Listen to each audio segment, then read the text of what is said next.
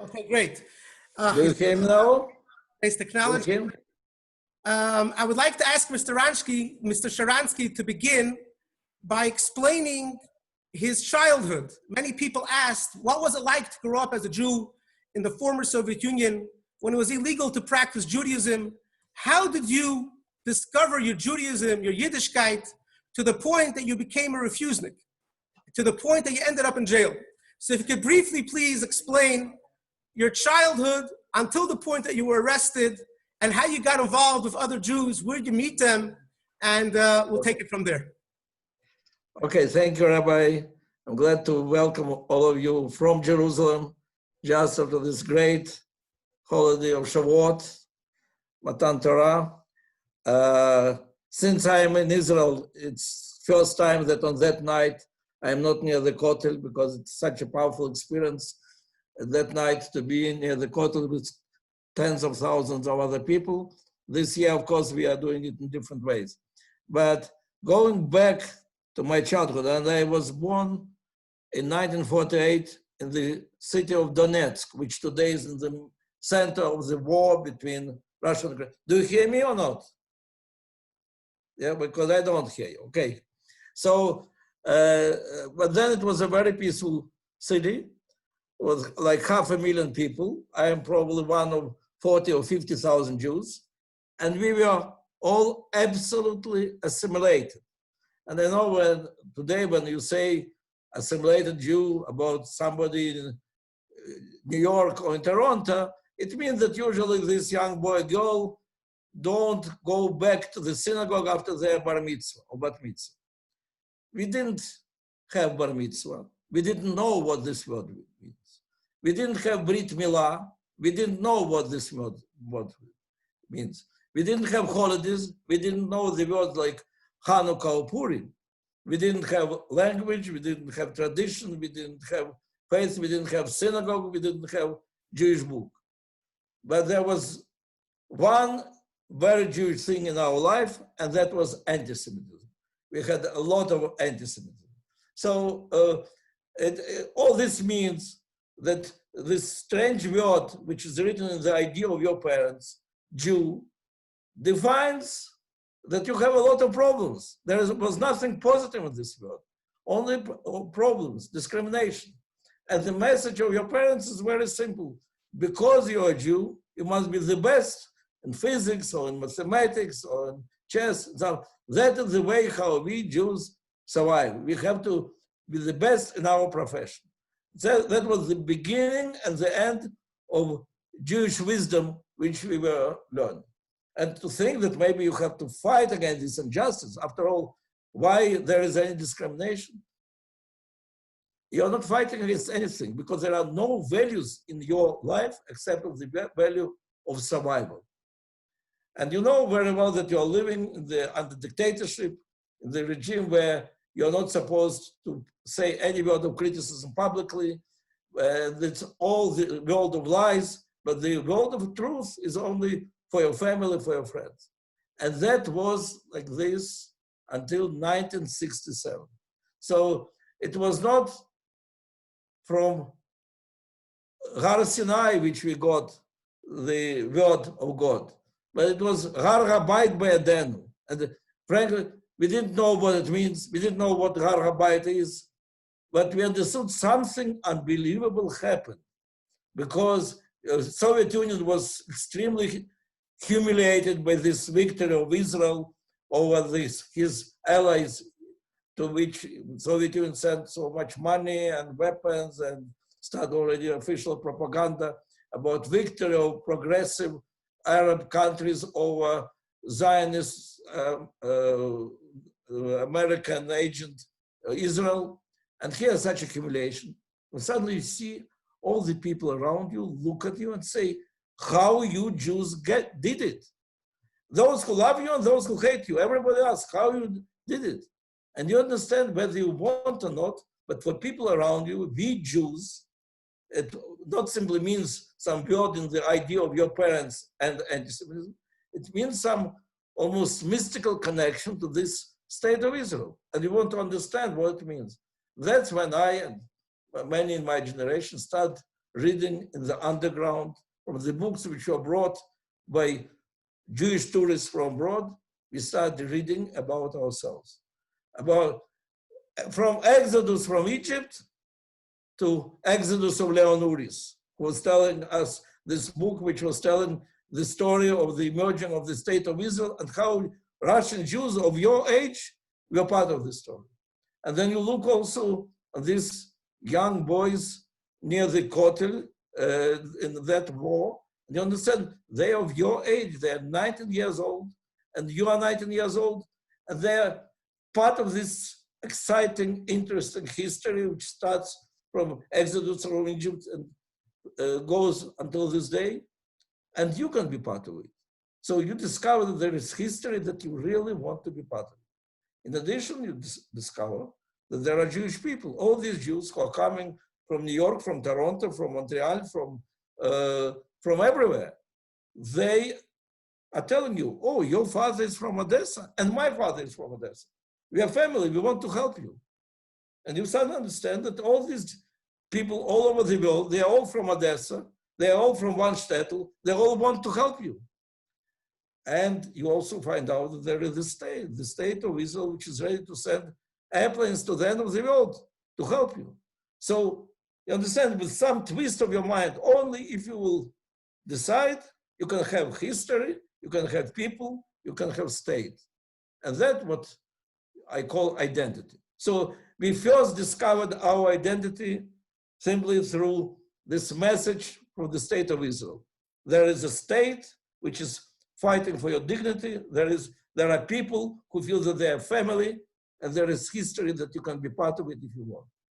Then it all gives you enough strength for one phrase, to say publicly that I don't want to be here. I really want to belong to different country and to different people. The moment you say this phrase, it changes your life. You lose your job. It's the end of your career. You can be searched, you can be interrogated. Many people will ask you to take their names from your telephone book because they don't want to be interrogated. But suddenly you become a free person. You really say things that you really believe in. And that's what gives you strength to start fighting for your rights, and then for rights for other Jews, and then for rights of non-Jews. And of course, first it is knowledge about that you can be part of it, and then learning your language in the underground, and then learning about this great heritage of Jewish people. Well, I had the more intimate connection, the hearing of the voice of God, that came to me later in the prison. Prison happened to be a very good place to talk to God directly.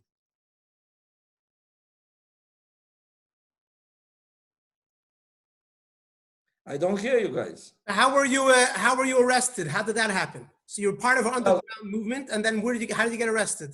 So I became part of the movement of Soviet Jews who started from this, that they really want to leave Soviet Union, but then they are not, the Soviet Union refuses, doesn't permit them to leave. They become refusnik. And then some of us are not accepting it passively and start fighting. What means fighting?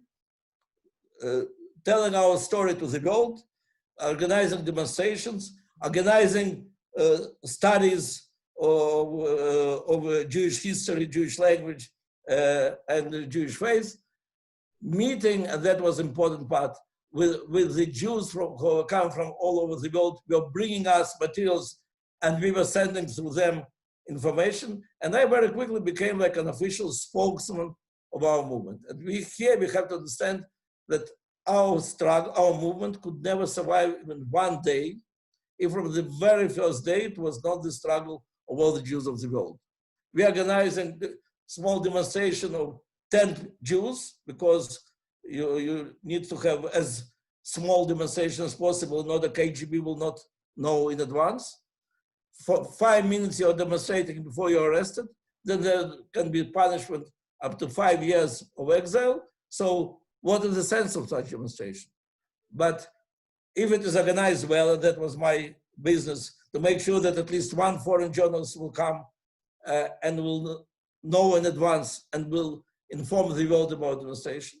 So we are arrested, but next day it is BBC and Voice of America, Radio Liberty, Call Israel, of course, all of the old broadcasts that 10 Jews are arrested only for their desire to leave the Soviet Union or to live as Jews. And next day, hundreds of thousands of Jews all over the world go on their demonstrations, appeal to their governments, demand actions. American Congress passes legislations which link Soviet interests of Soviet Union to the fight of these Jews. That's how struggle was developing. And so the connection, everyday connection with Jews of the world, between us and Jews of the world, was very important. And it became kind of my occupation for years, that I was meeting with hundreds of tourists and journalists and diplomats, and I was speaking by phone.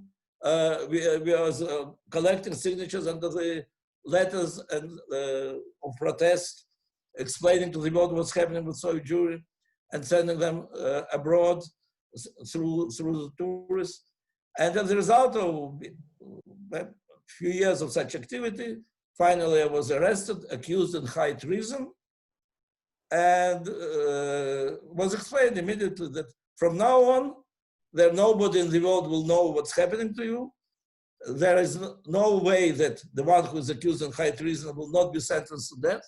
And the only way that you will not be sentenced to death is that you will cooperate us. You'll go on press conference and will say publicly to all the world that we are right and you Zionists are wrong. So that was the situation at the moment of my arrest. Okay. The next question, people want to know if you could describe what it was like to sit in Soviet prison. I understand you were there for 9 years. How much of that time were you in solitary confinement? If you could explain a little bit briefly to describe what the life in Russian prison was all about. Okay. So first of all, after I'm arrested, I have to explain to myself why not to give up. And well, it's clear to me why not to give up, because I'm a free person, I'm part of Jewish world, I'm part of this unique struggle, and I want to stay as a free Jew. But they're explaining me that the world abandoned you, that the Jewish people are afraid even to mention your name because they believe that you are a spy, that all the activists are already in prison. And you have to convince yourself that all what they're saying to you, it's lie. That you have to remind yourself again and again every moment of the struggle that was before your arrest, and to convince yourself that the struggle continues. And I was good in this, in convincing myself that the struggle continues, that my wife, my people, my friends all over the world, Jewish communities, continue their struggle, and that's what was giving strength. Now, what were the conditions? From 9 years that I was in prison, approximately half of this time I was in solitary confinement. I was alone.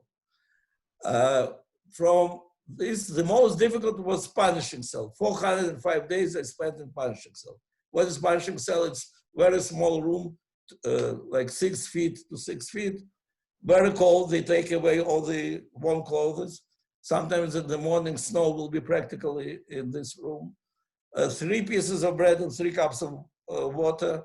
Of course, very dark. Nothing, no furniture, nothing to read, nothing to write, nobody to talk to. Officially, by law, you cannot be put for more longer than 15 days in such conditions because it's dangerous for your health.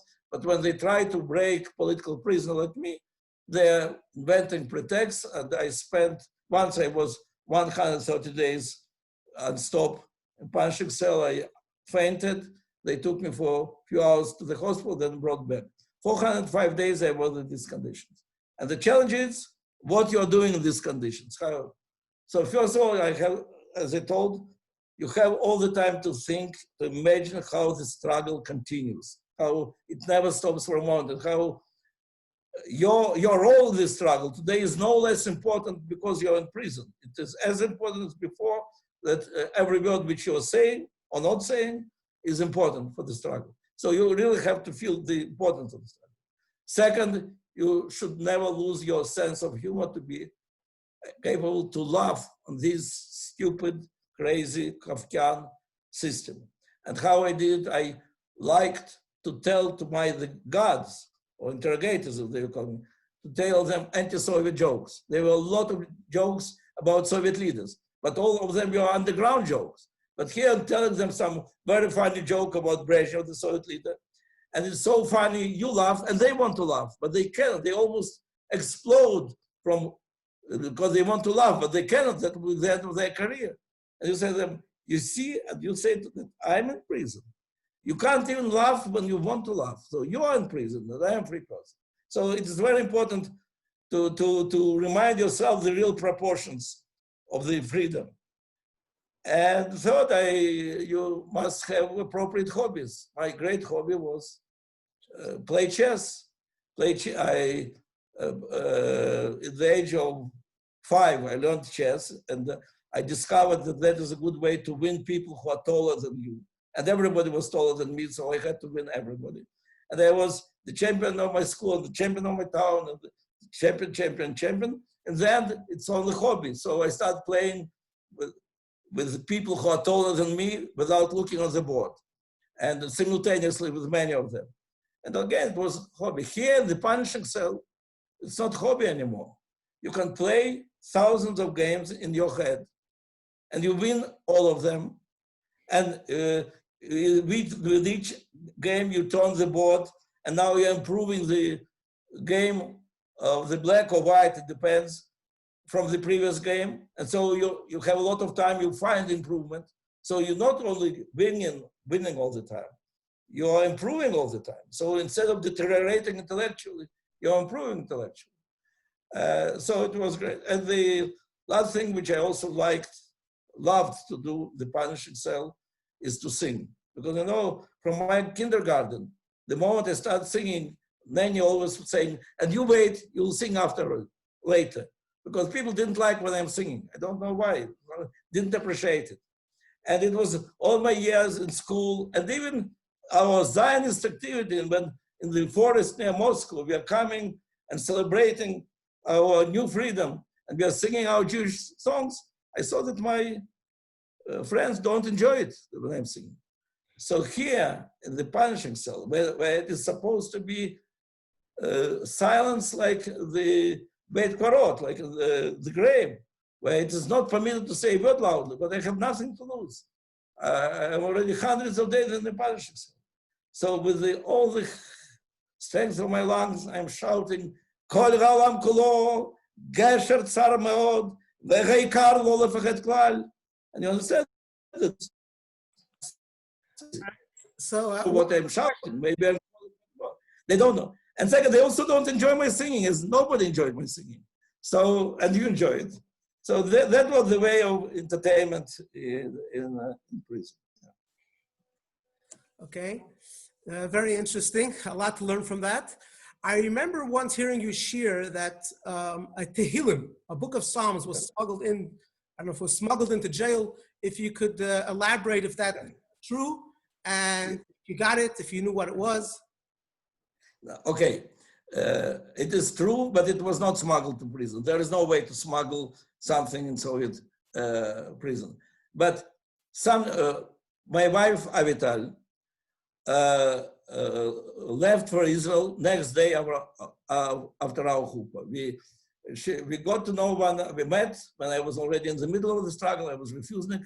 We decided that we'll be together, but I insisted that at least one of us, she can try to be there. So she applied for visa. Day before she left, we had our chuppah, and we hoped that in a few months we'll meet. It took 12 years. So at some moment, just a few days before my arrest, when I didn't know that I'll be arrested, but everybody was already expecting, the tension of our struggle was very high. Everybody was expecting that I'm the first candidate to be arrested. And here I'm receiving a small book of Psalms from American tourists with a note from Avital that this book was with me the last year, and I have a feeling that the time has come to send it to you. I opened this book. I There are many words that I don't know. And more than this, if you never learned how to read these texts, you don't really understand where is the end of the sentence and the beginning of the sentence. So, well, I don't have now time for this. I'm all in the struggle, press conferences, demonstrations, interviews. If I'll have time in future, I'll deal with this, I decide. Put it aside, and then I am arrested. And then when I'm arrested, they bring me the list of the things which were confiscated. And one of them, it's written, small black book, not in Russian. And I understand that that is the small pocket psalm book. And I start fighting, demanding that they'll give it to me. And it took 3 years before they gave it to me. They gave it to me together with the telegram from my mother that my father passed away. And of course, it's always, in every situation, it's a tragic news to deal with. But when you're in prison and you cannot really be with your mother, with your family, to support them, it's difficult, especially difficult. And I decided what I can do. I decided I will try to read Psalm book until I understand. And so I started reading, and there are hundreds of thousands of words, many of which I don't know, and I don't know where is the end of the beginning of the sentence. So as a mathematician, I decided I'll use some logic. I find the word which I know for sure, then look in every sentence, compare it, where it meets, what it means, and try to restore the sentence. It happened so, and that's a really mystical part of it. The first sentence, which I fully understand, from all this ocean of words, it's like jumped on me. The sentence with 11 short words. Gam ki elech bagei tzalmavet lo ira ra ki ata imadi. Psalm 23, and when it goes through the valley of death, fear no evil because you are with me. Thou you with me. Who is you? It can be King David who wrote it. It can be my wife who sent it. It can be the state of Israel. It can be Kadosh Baruch Hu. The feeling was that all of them, God, my wife, King David, people of Israel, all of them came to prison to strengthen me. Gam ki lech bagei tzalmavet lo irara ki ata imadi. And then, of course, I kept reading and understood more or less everything what my people wanted to tell me. And then each time they were trying to take it back, I was fighting, I was on hunger strikes many times, and to make sure that this psalm book is always me. When they took me out of prison, replaced all the clothes, brought me civil clothes, and took me to the airport. I didn't know yet, but I was sure that something very big is happening. But I realized that they took everything, including my psalm book. I was lying in the snow, insisting they will not move until they will give it to me, this book, because all my strength is from there. And so that is the only piece of property which came with me. And of course, it's always with me from this psalm book, which my wife sent to me some days before my arrest. Wow, that's amazing. That's really, really amazing. Could you please, a few people just sent a message, if you could please show us the actual book. Well, that's the book. It's always I understand, but people want to see the one that you had. If you just hold it up, that's the actual one. That's the actual Tefillin that you had with you in jail. Yeah, that's the actual one. A couple of times we had to repair the cover, but it's the same cover. Wow. And you can see here, I had to turn this a little bit because it was that printed in Tel Aviv, and officially they can prohibit you to keep books which are not published in Soviet Union. So they were not very sophisticated. They didn't understand the word here, but here was written in English, Tel Aviv. So I took it, turned it away, and I kept it with me. Very nice. Wow, that's amazing. That's amazing. Thank you so much for sharing that story. Another question that many people asked, and being that you went through so much, and we're living now through difficult times in Canada. I know in Israel the schools opened up, but in Canada The schools are still closed. Parents are home with their kids. Sadly, many people aren't working. People are in quarantine. People asked if you could share a few tips how to stay sane, how to stay uplifted during this time. They want to hear it from you as someone that's not just talking, but actually someone that actually lived through it and experienced it. Well, first of all, I think I just now told my experience. So first of all, it's the war of all of us. By the way, I think the message of God is very clear that first of all, family is important, your home is important, but also there are things where you have really to be united. I think we in Israel have a unity government because of it. There are many other efforts to be united should follow. Now, we have to, it is very important that each of us, while being in their homes, should remember that we are all the soldiers in one war where we can succeed only together. So if you understand that you have a role, there is an important war and you have a role, that will give you a lot of strength and meaning in what you're doing. And that's exactly what I was doing in Punishing Cell, but it's a much more comfortable situation you can do at your home. Second, never try to rely on things which don't depend on you. It doesn't depend on you when you'll be out of home. You know, you just now said that we opened the schools. Today, some of our schools were closed again, some of them in Jerusalem, because of Corona.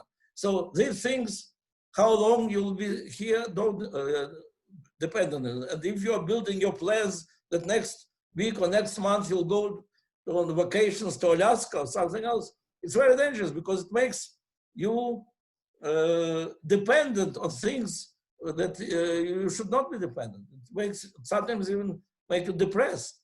So, but make your life dependent on things which depend on you. You can decide, okay, that's the time when I learn the language, when I learn Hebrew finally. That's the time when I read these books which I wanted to read. That's the time when I can teach my children to something. And then put very ambitious plans and follow them. That's exactly what I was doing in prison. I knew that whether I will go out alive doesn't depend on me, but whether I will remain free person in prison depends on me. Third, don't stop laughing on your situation. You know, sense of humor, it's very important to keep you free person. And there are thousands, millions of jokes in Hebrew, in English, in Russian, and all languages about this Corona situation. Keep laughing. And use your hobbies, like I use my chess. Well, you don't need to play in your head. You can, that is your time to enjoy your singing or music or many other things that you love.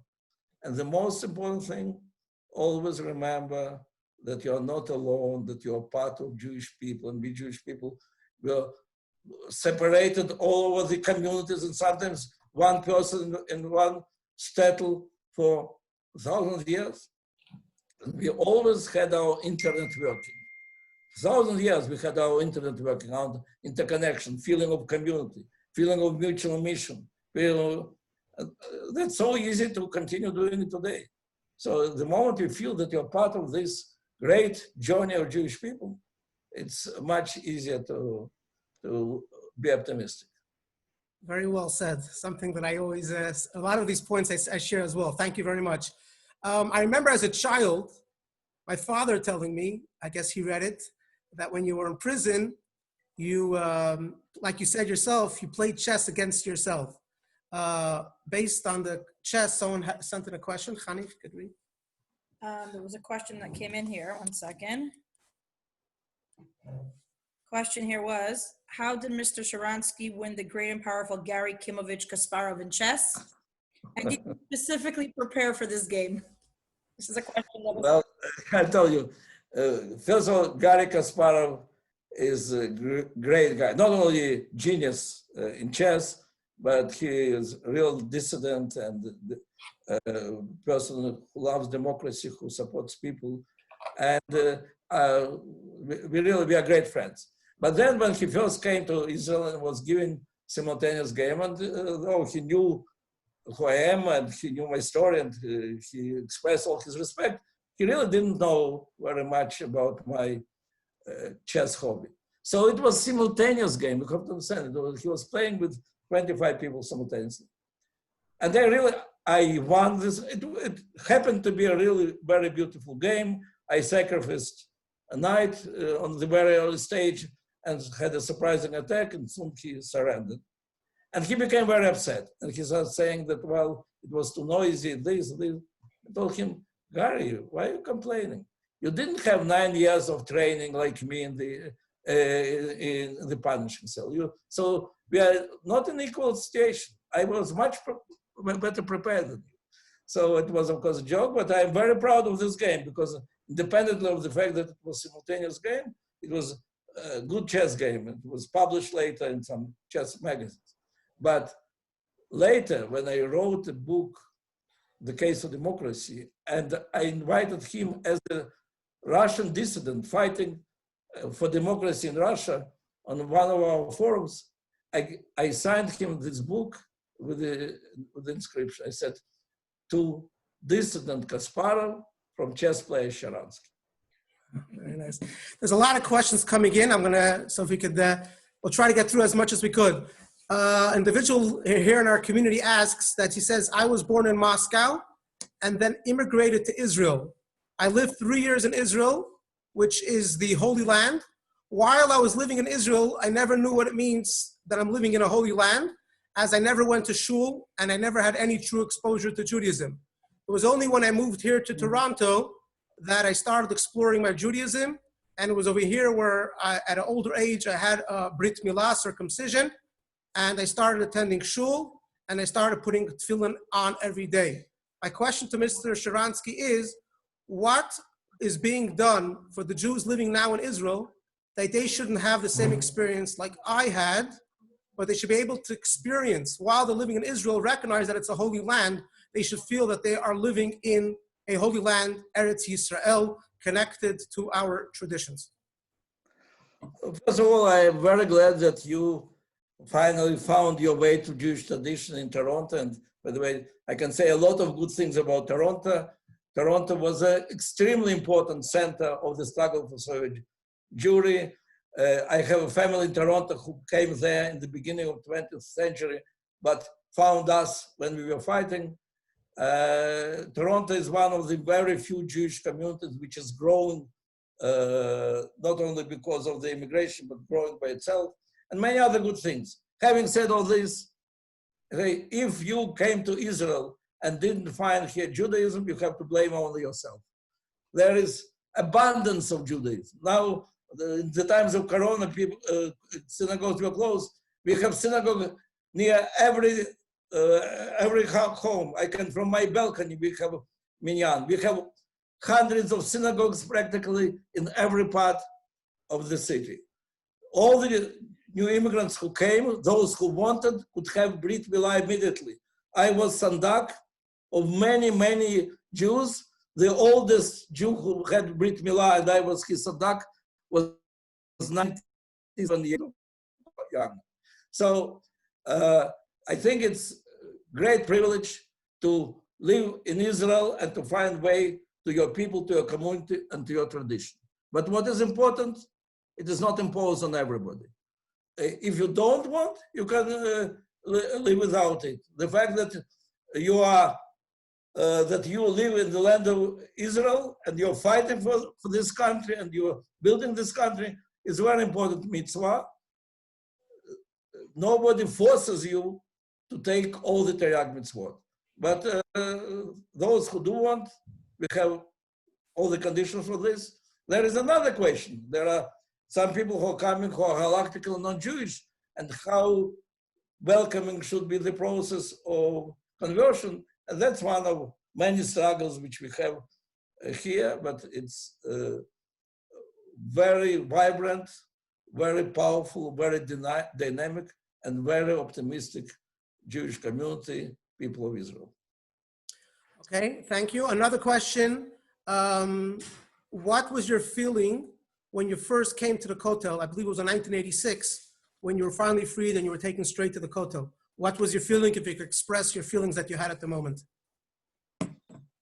Well, it's difficult and easy because you have to think on about that day, the day which started in KGB prison. And then they changed all my clothes, put me into the airplane, bring to the Eastern Berlin. There, American ambassador takes me and I'm crossing the Berlinica Bridge from Eastern Berlin to Western Berlin. Then small American airplane takes me to Frankfurt, where already my wife, whom I didn't see for 12 years, is waiting for me. There, small Israeli airplane takes us straight to Israel.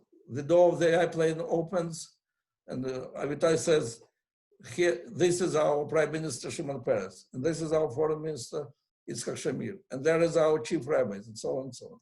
And then we all go straight to the Kotel, and there, with thousands of people, we sing, I'm praying with my psalm book, saying Baruch Matir Asirim. So the day which started in KGB and finished at the Kotel was the day which started in the hell and finished in paradise. And I have this unique experience of going straight from hell to paradise. And I told frankly that the only thing which I was keeping hand of Avitali all the time. And I was afraid to let it, I was afraid to wake up again, back and the punish itself. I saw many times the moment of my release, not so powerful, not so colorful, but still I saw it. And then always I was coming back to the punish itself. So this fear that it's only a dream, that it cannot be true, it was very deep for days. For days I was not sleeping. I think I was afraid to fall asleep. But so you feel that you are in the skies, Shamayim. From there you can only go down. Now for 30 years already I go down, and I still feel that I'm in paradise. Of course, the closer you are to the surface, the more you see things which have to be repaired in this paradise. But still, this feeling that Israel is a paradise is very strong and deep in me. Next question. What is your feeling about, what do you feel about seeing the rebirth of Judaism in the former Soviet Union? There are now many shuls, many schools. There are many Jews that are openly practicing their Judaism in the former Soviet Union. What is your? That is big part of our victory. We were fighting not simply to be that this prisoner of Zion or this refusal will be released. We were fighting to bring down the Iron Curtain. So the first big sign of our victory is there is more than 1 million Jews who moved from the former Soviet Union to Israel. The second, that there is about another 1 million Jews all over the free world who moved from the Soviet Union. But the third sign of this is, and I see it each time when I come back to the former Soviet Union, that those who stayed, if they want, can live as Jews, and there is no attempts from the side of the authorities to close the synagogues, to isolate them, to disconnect them from us. As the head of Jewish Agency for 9 years, I can say that we have a huge operation. Every year, another 15,000 Jews are coming, but those who stay, if they want, they can have a real Jewish life.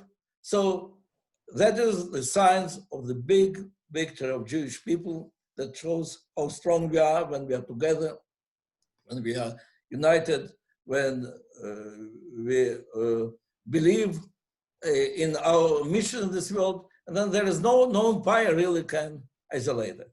Having said all this, to say that I'm very optimistic about the future of Jewish community in Russia, I'm not. Still, it's community which these 70 years of forced assimilation made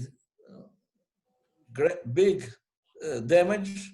We are happy to see another Jew and another Jew return. Again, by the way, Chabad is also doing a great job. There are hundreds of shlichim all over the the former Soviet Union. Still, whether these 1 million Jews who is still there, the Soviet Union, how many of them will stay to be active part of Jewish community? It's still a very big question, and we should never stop fighting for their future. Which brings to another question on this topic. Someone asked, what is your message for Jews living outside of Israel? What is it that we can do not to assimilate, to remember who we are? As we didn't grow up at the same times, we're now in a free country. Even people in Toronto, sadly, not everyone is involved. Not everyone necessarily gives their kids a Jewish education. What is your message for Jewish, what do you think is the secret of Jewish continuity, especially for Jews living outside of Israel? It could be Moscow or Toronto. Well, first of all, I always felt and feel that the place where you can have the most full and deep and meaningful Jewish life is Israel. Having said this, I always respect the right, the choice of every Jew to live in their own communities. And I believe, and I was saying it when I was in the government and when I was the head of Jewish agency, that it's our Israeli best interest to keep the Jewish communities all over the world strong. The strong Israel needs strong Jewish communities, and strong Jewish communities need strong Israel. Now, I do believe that every person, not only Jew, every person wants two things: to be free and to belong to something bigger than your own life. What means identity? So freedom and identity are two very important things. We Jews are really very lucky. We are born in one of the most interesting, maybe the most interesting, exciting identity. We have such a unique history. We have such a unique mission of this world. Our life can be so meaningful, so deep, so interesting, and it all depends on us. Now, traveling all over the world, different communities, and seeing this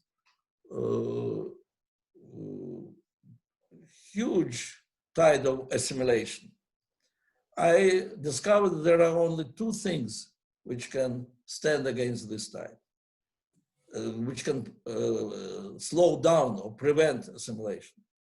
That's faith and Zionism. If you're connected to your tradition, and if you're connected to Israel, then you're very strong. If you have one of these two things, there are things to work on, but it is possible to work with this.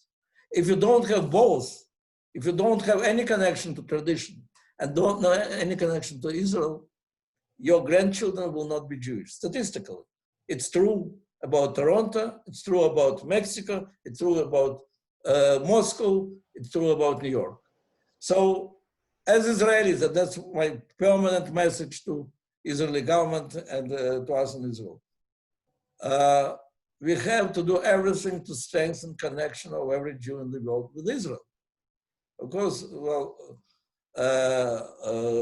Rabbi has to make sure that Jews are connected to tradition, and it's two parts of one very important equation. But it is very important from what we can contribute to the continuity of Jewish people is to make sure that every Jew in the world will feel Israel as their home. And that's a big challenge. That's a big responsibility for us and for you. Chani, there's many questions coming in. We'll have to pick a few. I'll ask my wife Chani to share another question just came in. There's a lot, but we're going to try to get to a few. Okay, so somebody asked a question on a completely different spectrum. Hi, can you please ask Natan, what is his opinion? What is your opinion on the current internal political situation in Israel? Do you see yourself going back to politics? No, I don't see myself. On a different angle. Yeah, look, I was 9 years in prison, and then I was 9 years in Israel government, and then I was 9 years in Jewish agency. So it's such a good symmetry. I just now finished writing a book together with Giltroy, which will be published on the 1st of September, but you can order already on Amazon it now. It's called Never Alone, that I was never alone, never disconnected from my people from the moment I joined them. But there are three big parts. It's 9 years in prison, 9 years in the government, 9 years in Jewish agency. It's three different perspectives of the relations between Israel and Jewish people.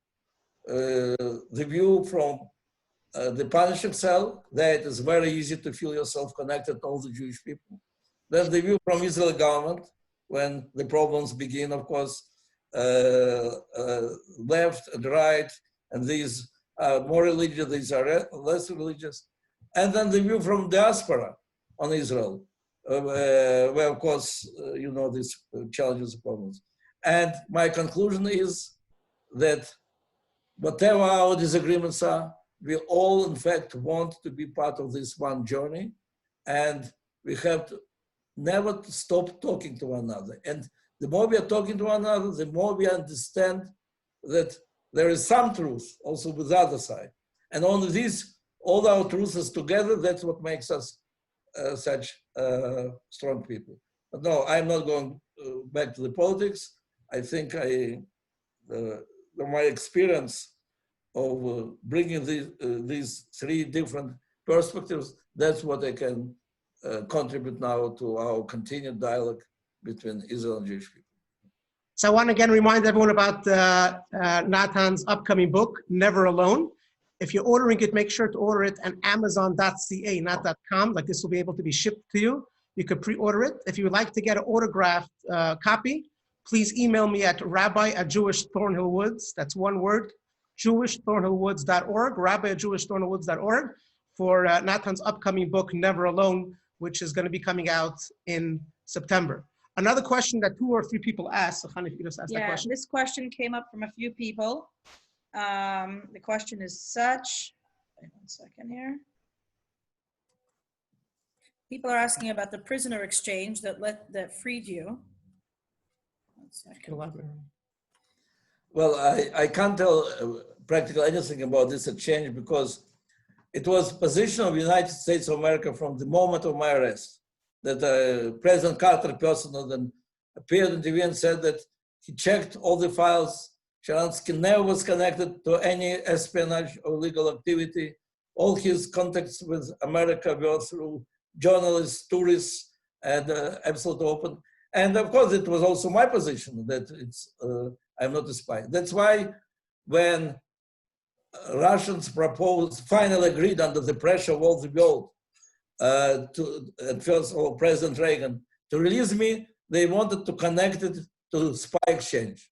And Americans put a condition that first I will be released, and then half hour after this, there will be this exchange. And that's exactly what happened.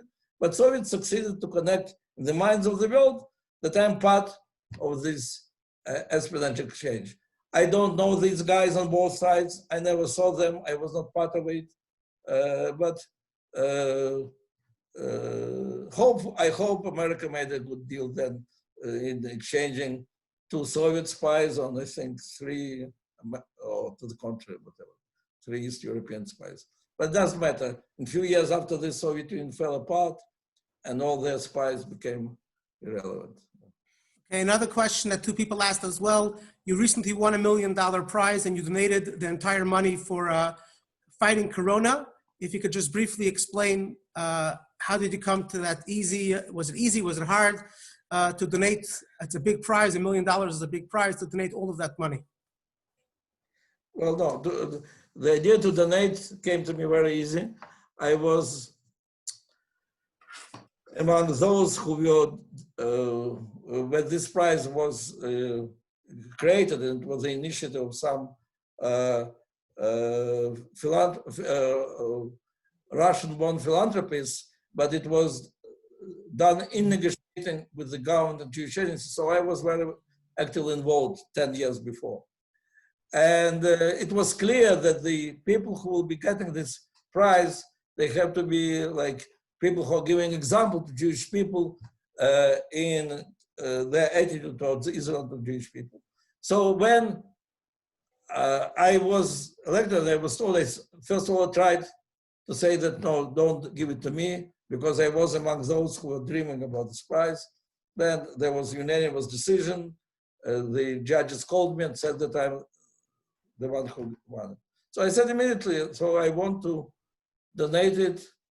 And to the topic which was very dear to my heart, Zionism and human rights. Somehow our enemies succeeded to hijack the ban of human rights from us, and it's very unfair. So there are groups who are working on this connection between Zionism and human rights. But it was in December.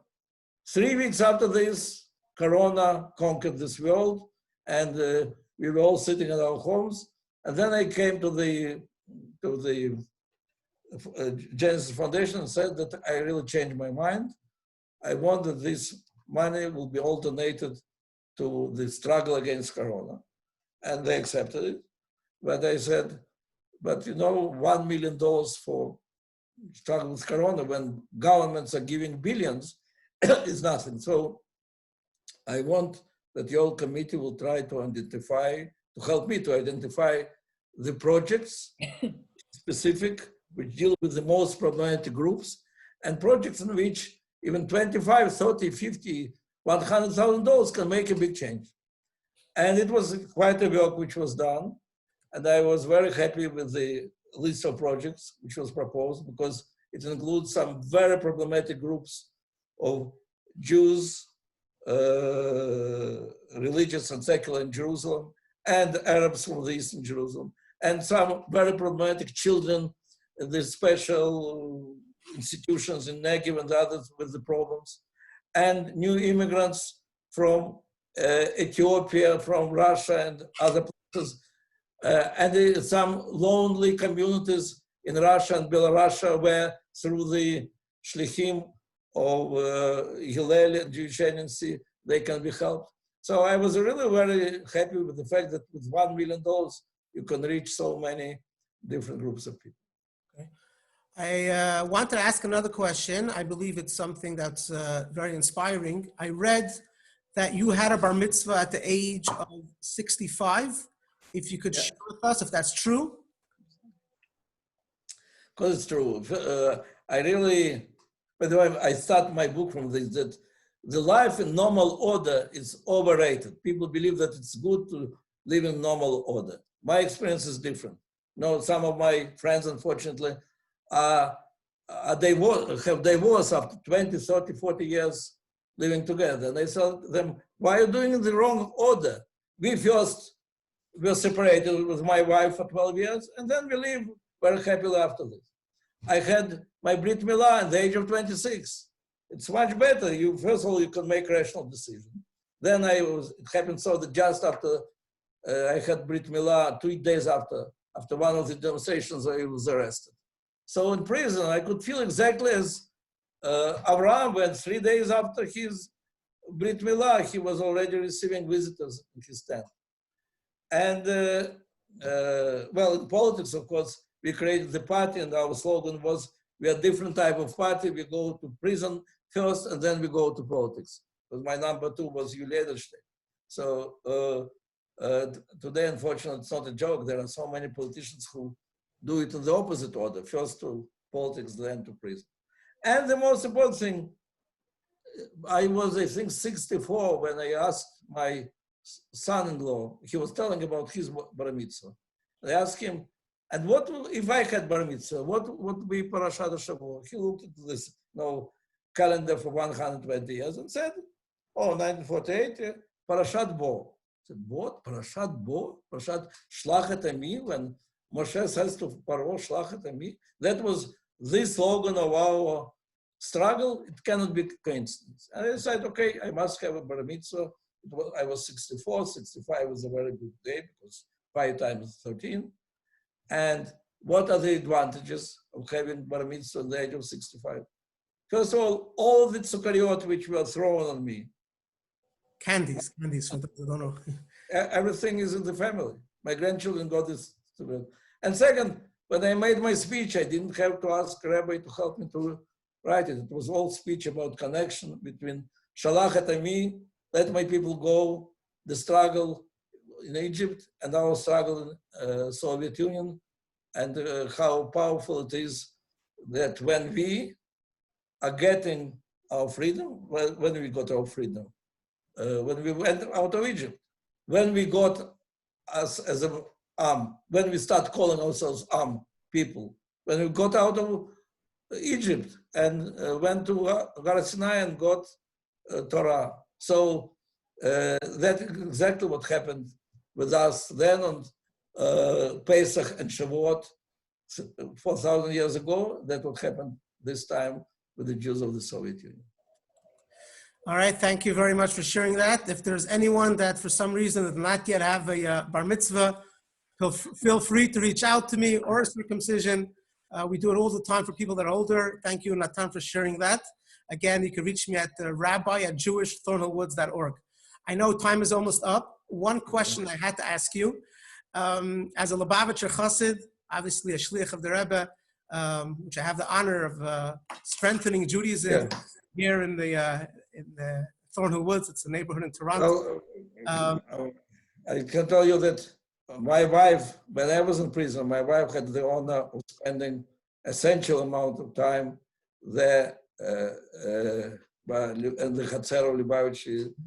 The Rav Klein, who was like the head of Secretary. The secretary, yeah.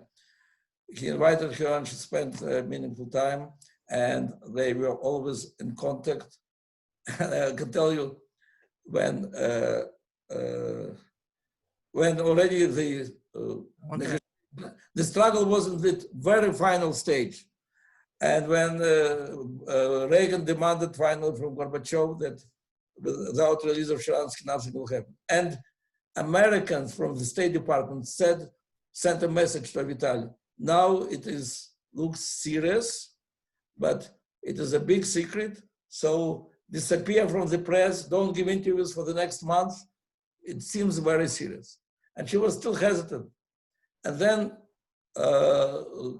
Edward Kennedy came back from Soviet Union meeting there with the Soviets, called to Vitali and said, Russians look serious this time. And then Rebbe Klein called in the name of Lubavitch Rebbe and said, this Rebbe wants to say that this time he will really be released. So Vitali decided, if Americans say, if Russians say, and if Kadosh Baruch Hu says that he will be released, this time he will be released. Right. Okay. That's what that's what I once heard that, and I wanted to know if you have any idea. Obviously, the Rebbe had Ruach HaKodesh, but if you know anything else that the Rebbe was involved in your release, I understand that your wife. No, I don't know. Rebbe kept a lot of behind the scene connections. So his connections were telling him what was station. I don't know. He kept it very close to his himself. No, well, look, no doubt that he viewed things for years ahead, and he was predicting on a very early stages that Russian Jews will be released. Having said this, and I don't want to disappoint you as a Rebbe, but I have to say, we did not always we were agreeing, because Rebbe was against public fighting the Soviet authorities. He had a theory about it. And we, of course, were both for secret contacts, and Lubavitch did unbelievable work in secret diplomacy, but also in secretly keeping Judaism alive in the Soviet Union. But we were also for the public demonstrations and for challenging Soviet authorities, and not always we were agreeing with one another, but that's the power of our Jewish people. We have many different strategies united in one struggle. What's known is, we know the Rebbe had all the time his Hasidim, his emissaries in Russia underground. Yeah, and the Rebbe always shared that whenever there were things that were too public, although they let one person out, he heard back reports of more trouble that happened back there in Russia. That's true. They were, even in the most difficult times of Stalin, when practically, well, I knew nothing, had no connection to Judaism, but there were groups in Tashkent, in Bukhara, near Moscow, so who kept their Judaism. They were Chabad groups. And Rebbe Lubavitch believed that is so important to keep these groups that you should not irritate authorities in any way. With the time, we in our struggle took position that we really have to irritate Soviet authorities and to irritate them very much. But okay, no doubt it all served to one big aim of liberation of Soviet Jews. Yeah, I'm just going to conclude that my grandparents actually lived in Russia during communist times. My great-grandfather was also arrested for spreading Yiddishkeit. He was a chassid. He was a follower of the previous Lubavitcher Rebbe, helped run underground network. And my wife's parents, my wife's grandparents, great-grandparents. And it's great to see Yiddishkeit flourishing again. And it's great to have this conversation. And where we strengthen one another of Am Yisrael Chai, and we're able to strengthen our people, strengthen our connection to Yiddishkeit, strengthen our connection to Eretz Yisrael, strengthen our children, our grandchildren with God's help, to get together until with God's help, we'll all be able to say, L'shana haba b'Yerushalayim, next year, all of us in Yerushalayim with the coming of Mashiach. I would like to ask you just for a few closing remarks. Well, I don't think we need closing remarks. You close it very well and very powerful. I want to say, why to wait for the next Lashana Rabba? Let's have Mashiach this year. Amen, amen, amen. The Rebbe always used to say in the Haggadah, when we say Lashana Haba b'Yerushalayim, it doesn't mean we have to wait till next year. It means Mashiach's going to come now. Automatically next year, we're going to be together in Yerushalayim. So again, thank you again. And again, I would like to remind everyone, if you would like to get Natan's upcoming book, Never Alone, you can order it on Amazon.ca. If you'd like to get an autograph, please reach out to me. Or if you need anything else, I could be an assistance, rabbi@jewishthornhillwoods.org. Again, rabbi@jewishthornhillwoods.org. I apologize for the many questions that we were not able to get to. There were many, many questions that were sent before today's event. There were many questions that were sent privately to my email, to Chani's email, WhatsApp, text messages on the chat. I hope one day we'll be able to have Natan back in person next time that he visits here in Toronto. And with God's help, we'll be able to continue the many, many questions that we were not able to get to today. But like all good things, time is up, and I'm sure Natan has many more things. Okay. And Yasher Koach. Shalom, Shavua Tov. Shalom, Shavua Tov. Thank you. Thank you very much, Natan.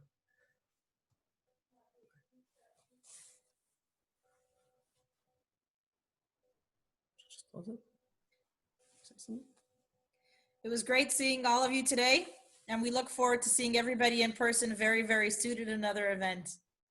And please keep in touch so you can get notified about upcoming events that we have. You can go to jewishthornhillwoods.org, jewishtw.org to sign up for email, to know about other programs, many different classes, many different Zoom classes that we have. And if you have specific, someone specific that you would like to have join us, please message us. And again, I'm sorry for not being able to get to every question. There were a lot of questions that came in. And with God's help, next time we'll be able to get to everyone. I wanted to do it a little bit differently as well, have people ask the question themselves, but for this time it didn't work out. And we hope next time we'll be able to work on it a little bit better from a technology point of view, that we'll be able to have the questions asked live again. So again, thank you very much everyone for joining us. And with God's help, we'll be able to have many more, not just Zoom classes, but we'll be able to see everyone in person.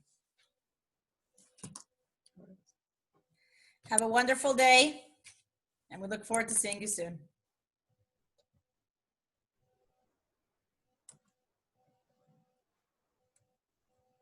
Yeah.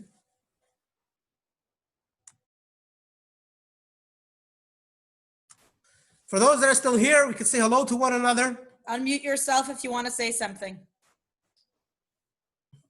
How do you unmute? We have to, 1 second, we'll give you the permission to be able to unmute. Just a second.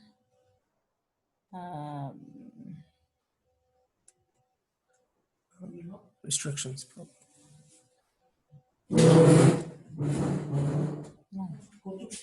Participants. Unmuting. Okay. Right. If you want to unmute yourself. There could be thousands that. I don't remember once driving down here. Who lives down here? Everyone I community lives here. All right, we've unmuted you all, so if you want to stay muted, go back on your own. Otherwise, you can say hello. Hello. Iran probably the same thing. Iran, North Korea. Hi, Chaim. Chaim. Hi. What was the name of the book again? Who's speaking? Just identify yourself because it's hard to see who it is. Ella Karen Taylor. Hi, Ella. Hi. How are you? Good, thanks. How are you? Good. Did you want to say something? I just wanted to ask, what was the name of the book again? Never Alone. It's like in Thank you so Sori's much. car, Toyota, to bring to change the tire. They have a whole system. I think. Okay. Anyone else wants to share something as we're here together as a community?